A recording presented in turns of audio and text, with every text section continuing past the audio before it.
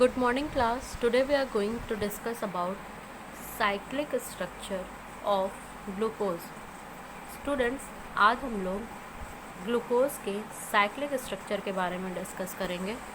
Students, earlier to this we have discussed about the structure of glucose. इससे पहले हमने structure में glucose के स्ट्रक्चर की बात की थी, तो वहाँ पे हमने फर्स्ट स्ट्रक्चर के बारे में पढ़ा. फर्स्ट स्ट्रक्चर दैट इज़ जहाँ पे हमने देखा कि CHO ग्रुप जो है एज अ फ्री ग्रुप है. उसके बाद there are 4 carbon chains having hydroxyl group, and at the last carbon it is CH2OH group. Okay, this was the first structure of glucose. Now students, we are going to deal with the cyclic structure. Earlier we have discussed about 6 evidences. इससे पहले हमने 6 evidences देखे थे, जहाँ पे हमने देखा था कि उन एविडेंसेस के बेस पे ये स्ट्रक्चर फॉलो हो रहा था. बट स्टूडेंट्स, इसके बाद भी कुछ ऐसे एविडेंसेस आए जो इस स्ट्रक्चर को गवर्न नहीं कर रहे थे. इस वजह से हम ग्लूकोज का साइक्लिक स्ट्रक्चर देखते हैं. So let us see. Students, the structure of glucose explain most of its property. जो प्रीवियस स्ट्रक्चर था ग्लूकोज का वो ऑलमोस्ट प्रॉपर्टी बता रहा था, but following reactions and facts could not be explain by this structure. But अभी हम कुछ स्ट्रक्चर्स और कुछ देखेंगे केसेस कि जिसमें वो स्ट्रक्चर उसको गवर्न नहीं कर पा रहा था. So the very first is, despite having aldehyde group glucose does not give Schiff's test. सबसे बड़ा जो ड्रॉबैक आ रहा था कि हमने देखा ग्लूकोज में एल्डिहाइडिक ग्रुप था दैट इज़ CHO. ओके, लेकिन ये स्किप्स टेस्ट नहीं दे रहा था ग्लूकोज, और ये hydrogen sulphide as a addition product भी नहीं फॉर्म कर रहा था जब हम सोडियम हाइड्रोजन सल्फाइड के साथ इसका रिएक्शन करा रहे थे. Second is, the pentaacetate of glucose does not react with hydroxylamine indicating the absence of free CHO group. जो ग्लूकोज पेंटाएसिटेट फॉर्म हुआ था जब उसका हम रिएक्शन करा रहे थे हाइड्रोक्सिलामीन के साथ, तो ये उसके साथ रिएक्ट ही नहीं कर रहा था, जो इंडिकेट कर रहा था कि यहाँ पे कोई भी फ्री CHO ग्रुप नहीं है. The third is, glucose is found to exist in 2 different crystalline form. Glucose 2 different crystalline form में एग्जिस्ट करते हुए देखा गया, जिसे हम अल्फ़ा और बीटा कह रहे हैं. इससे पहले हमने अल्फ़ा बीटा का कॉन्सेप्ट देखा ही नहीं था. ग्लूकोज के प्रीवियस स्ट्रक्चर में, let us better call it as first structure में, हमने देखा था कि वो D प्लस ग्लूकोज हो सकता है या L माइनस. ठीक है, ये कन्फिगरेशन का कंसिडरेशन हम ले रहे थे ग्लिसरल्डिहाइड के स्ट्रक्चर पे. अगर glyceraldehyde that is CH2OH H CH2OH, अगर राइट साइड पे OH ग्रुप रह रहा था तो हम उसे D कह रहे थे, अगर लेफ्ट पे रह रहा था तो हम L कह रहे थे. नाउ स्टूडेंट, जब हमने ये देखा कि ग्लूकोज का अल्फ़ा और बीटा फॉर्म भी हमें देखने को मिल रहा है. सो अल्फ़ा फॉर्म जो ग्लूकोज का था, जिसका कि मेल्टिंग पॉइंट लगभग 419 केल्विन था, is obtained by crystallization from concentrated solution of glucose at 303 Kelvin, while the beta form जिसका melting point 423 Kelvin था is obtained by crystallization from hot and saturated aqueous solution, okay, at 371 Kelvin. मतलब आप इन दोनों में ये देख सकते हैं स्टूडेंट, जो हमने ये प्रॉपर्टीज़ देखी कि ग्लूकोज अल्फ़ा और बीटा फॉर्म में भी मिल रहा है. ठीक है, सो ये प्रॉपर्टी जो थी ये एक्सप्लेन नहीं हो पा रही थी ओपन स्ट्रक्चर से. ग्लूकोज के ओपन स्ट्रक्चर से ये सारी प्रॉपर्टीज़ एक्सप्लेन नहीं हो पा रही थी. सो इसके बाद साइंटिस्ट ने कुछ आइडेंटिफिकेशन किया, तो इन्होंने ये बताया, it was proposed that one of the OH group may add to the CHO group and form a cyclic hemiacetal structure. मतलब अगर हम बात करें, सपोज करिए स्टूडेंट्स 1 2 3 4 5, ओके, हम इसे एज अ कार्बन एटम लेंगे. ये जो जितने भी पीक्स हैं 1 2 3 4 5 6।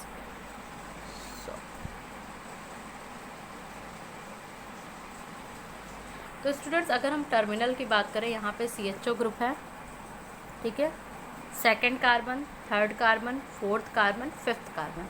तो ये कंसिडरेशन आई कि जो फिफ्थ कार्बन है और जो फर्स्ट कार्बन है इसके बीच में एक ऑक्सीजन के साथ लिंकेज रहेगी, ठीक है, मतलब एक साइक्लिक स्ट्रक्चर का फॉर्मेशन होगा जो कि हेमी एसिटल स्ट्रक्चर है।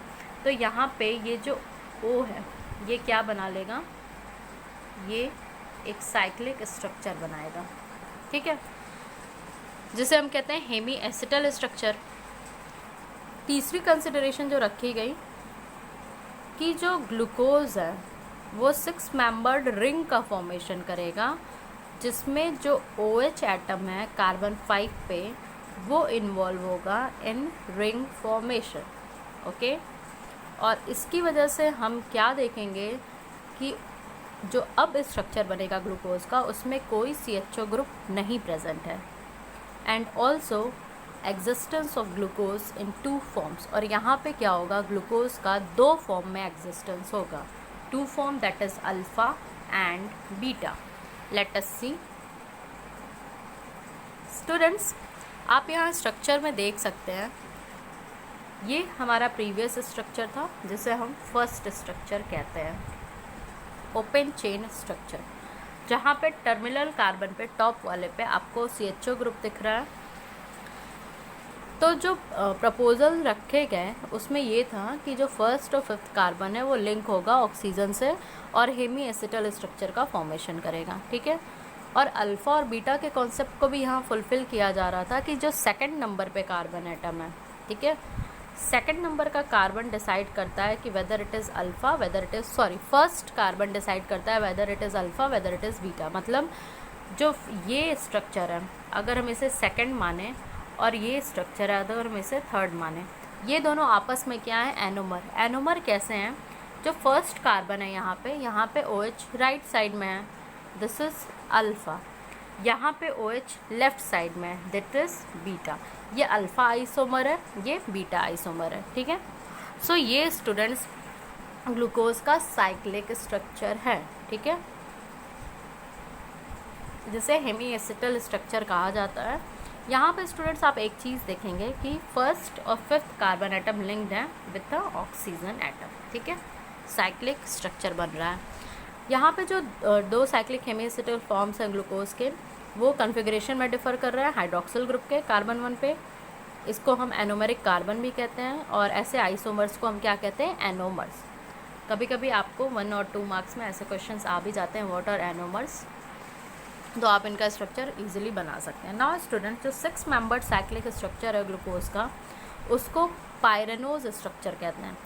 और 6 मेंबर्ड साइक्लिक स्ट्रक्चर में आपको ध्यान में रखना है कि 6 मेंबर्ड साइक्लिक स्ट्रक्चर को हम क्या कह रहे हैं, पायरेनोज स्ट्रक्चर कह रहे हैं। और अल्फा और बीटा क्या है, एनालॉजी है विथ पायरॉन, पायरॉन के साथ उसकी एनालॉजी। जैसे ये पायरॉन मॉलिक्यूल होता है, पायरॉन में क्या होता है, सेंटर में आपका ऑक्सीजन एटम है, इससे आपके कार्बन एटम लिंक्ड है, ठीक है, 1 2 3 4 5 कार्बन एटम लिंक्ड है, ये आपका पायरॉन है। इसी से डेवलप करके पायरेनोज स्ट्रक्चर बनाया गया है। तो पायरेनोज स्ट्रक्चर जो है वो अल्फ़ा और बीटा एनालॉजी को बताता है। कैसे बताता है स्टूडेंट्स, आप सिंपली यहाँ पे देखिए, जो पायरॉन है वो साइक्लिक ऑर्गेनिक कंपाउंड है जिसमें कि एक ऑक्सीजन एटम है और 5 कार्बन एटम्स हैं, ठीक है। लेकिन हमारे पास 6 कार्बन एटम है ग्लूकोज के स्ट्रक्चर में, because we know that formula of glucose is C6H12O6, ठीक है। हम ये चीज़ जानते हैं कि ग्लूकोज का फॉर्मूला क्या है, C6H12O6। तो स्टूडेंट्स यहाँ पे पायरेनोज स्ट्रक्चर को हम क्या करेंगे, जो कार्बन एटम है उनकी वैलेंसीज को फुलफ़िल करके दिखाएंगे। कैसे, अगर हम अल्फ़ा की बात करें तो आप यहाँ देख सकते हैं, here it will be oxygen, ठीक है, और ये आपका क्या हो गया, सिंपल पायरॉन की तरह स्ट्रक्चर है। पाई बॉन्ड को रिप्लेस करके हम यहाँ पे एटम्स को सब्सटीट्यूट करेंगे। तो देखिए स्टूडेंट्स, यहाँ पे आप क्या देखते हैं, this is the carbon number 1, यहाँ पे आप क्या देख रहे हैं, हाइड्रोक्सिल ग्रुप नीचे है, ठीक है। 1 कार्बन एटम पे ये पोजीशनिंग हो गई, सेकंड पे भी सिमिलर पोजीशनिंग होगी, आप बिल्कुल यहाँ हेमी एसिटल स्ट्रक्चर देखेंगे, उसको देखते हुए बनाएंगे। थर्ड में आप क्या देख रहे हैं, here is H, here is OH। Fourth में आप क्या देख रहे हैं, here is H, here is OH। और फिफ्थ में क्या देख रहे हैं, ये आपका CH2OH group, the 6th carbon. सो इस स्ट्रक्चर को हम क्या कहेंगे, अल्फ़ा डी प्लस पायरेनोज। ठीक है, राइट साइड में हमारा OH आया था, इसलिए अल्फ़ा डी प्लस पायरेनोज। यहाँ आप देख सकते हैं, यहाँ पे राइट साइड में हमारा OH है। ठीक है, वैसे ही जब हम बीटा डी के लिए बनाएंगे तो हम सिंपली क्या कर देंगे, बस इसको फ्लिप कर देना है। इसको फ्लिप करना मतलब यहाँ पे H हो जाएगा और इधर क्या हो जाएगा, OH। ओके, और उसके बाद से सारे कार्बन की सेम वैलेंसीज फुलफिल रहेंगी। So this is about the cyclic structure of glucose. Okay, alpha D and beta D. Students, बिल्कुल आपको परेशान होने की ज़रूरत नहीं। आप 2 से 3 बार भी इस स्ट्रक्चर को बिल्कुल ध्यान से जब बनाएंगे तो ये तुरंत दिमाग में बैठ जाएगा। जो फर्स्ट स्ट्रक्चर है, ओपन चेन स्ट्रक्चर, वो उसके डेफिनेशन को फुलफ़िल कर रहा था और कुछ एविडेंसेस के बेस पे बना था। फिर अगर हम सारे फैक्टर्स को लेते हैं तो हम साइक्लिक स्ट्रक्चर की तरफ बढ़ते हैं, जो कि सारी चीज़ें बताता है कि जो ग्लूकोज है वो स्किप्स रिएजेंट के साथ रिएक्ट नहीं कर रहा है, सोडियम हाइड्रोजन सल्फाइड के साथ रिएक्ट नहीं कर रहा है। सो ये सारे फैक्टर्स हैं। This is all about today's lecture. Thank you class.